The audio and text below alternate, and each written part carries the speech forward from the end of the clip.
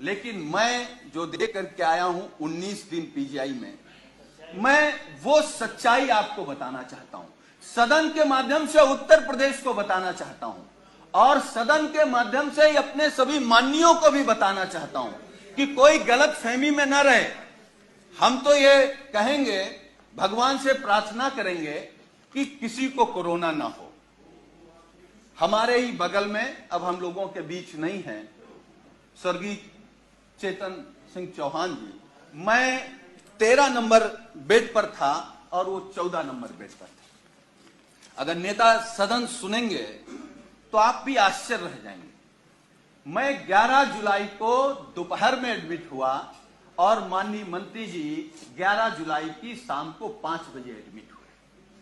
और अब मैं जो कहने जा रहा हूं वो दुर्भाग्य है हमारा भी, माननीयों का भी, और जो लोग अस्पताल में भर्ती हो रहे हैं उनका भी। 8 लोगों का वार्ड,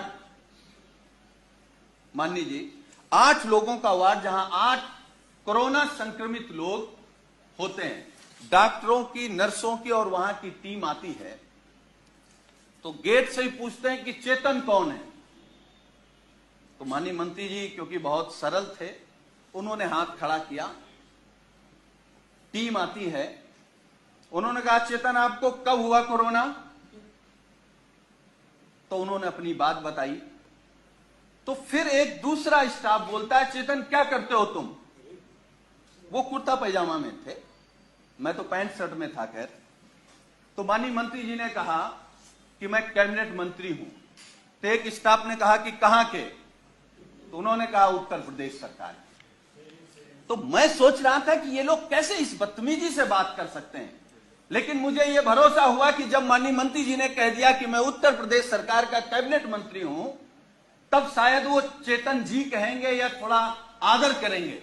लेकिन ये सुनने के बाद भी जब पीजीआई के स्टाफ ने कहा कि चेतन तुम्हारे घर में और कौन कौन संक्रमित है, तो मुझे गुस्सा भी आया, दुख भी हुआ और सरकार पे भी गुस्सा आया। मतलब सरकार का इतना भी दबाव नहीं है भाई। कैबिनेट मंत्री के बाद कौन होता है? मुख्यमंत्री। तो इसका मतलब उत्तर प्रदेश में केवल योगी आदित्यनाथ जी का सम्मान होगा। अगर शर्मा जी को कोरोना हो गया तो आपके साथ क्या व्यवहार होगा आप सोच नहीं सकते। हम नहीं चाहते, हम तो भगवान से प्रार्थना करेंगे कि आपको नहीं, किसी को ना हो।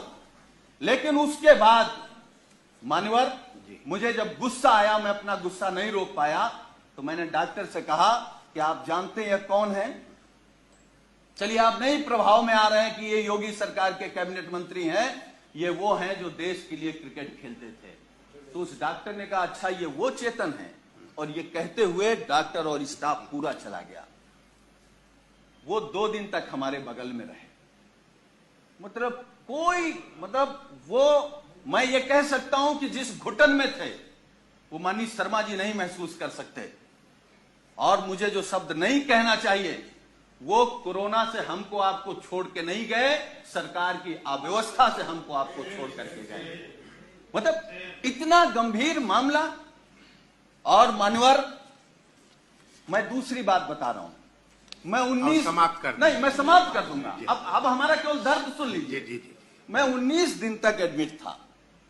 11वें दिन हमारी फिर टेस्ट हुआ, मैं फिर पॉजिटिव आ गया। फिर 4 दिन बाद टेस्ट हुआ, फिर पॉजिटिव आ गया।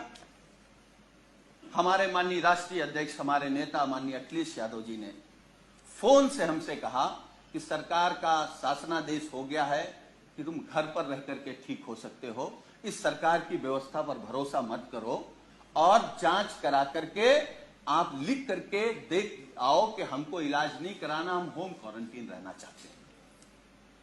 अब मैं वो बात बताने जा रहा हूं मान्यवर आपको। मैंने राष्ट्रीय अध्यक्ष जी से अनुरोध किया कि एक जांच और करा लेते हैं, हो सकता है कि हम निगेटिव आ जाएं। हमारी एक जांच हुई जिसमें मैं पॉजिटिव आया। नर्स ने कहा कि आप पॉजिटिव हैं, डॉक्टर की टीम आई, उन्होंने कहा कि आप पॉजिटिव हैं या नहीं हैं, हमको दूसरा टेस्ट करना पड़ेगा। हमारा सुबह दूसरा टेस्ट हुआ। जब दूसरा टेस्ट हुआ, जब शाम को मैंने कहा कि हमारी रिपोर्ट क्या आई, तो उन्होंने कहा कि आपका रेपर बदल गया था, इसलिए शाम को तीसरा टेस्ट होगा। जब तीसरा टेस्ट हुआ तो सुबह हमने पूछा कि हमारी रिपोर्ट क्या है, तो डॉक्टरों ने कहा कि आपका सैंपल बदल गया है, इसलिए आपका चौथा टेस्ट होगा। हमारा चौथा टेस्ट हुआ। चौथे टेस्ट में मानवर जानते क्या हुआ? जब हमने रिपोर्ट पूछा तो उन्होंने कहा कि आपका फार्म तो वहां चला गया था लेकिन सैंपल नहीं गया है। तो हमने कहा पांचवा कर लो। हमारा पांचवा टेस्ट हुआ। पांचवा टेस्ट हुआ और मैंने लिखित में दिया कि हमको पीजीआई में इलाज नहीं कराना है, हम घर में रहकर के जो सरकार के निर्देश हैं उनको पालन करते हुए हम स्वस्थ हो जाएंगे। मैं पहला पेशेंट हूं सरकार के निर्देश के बाद जो ये लिख करके आया कि मुझे नहीं इलाज कराना। मैं ये नहीं कह रहा हूं कि हम सभी डॉक्टरों पर सवाल खड़ा कर रहे हैं।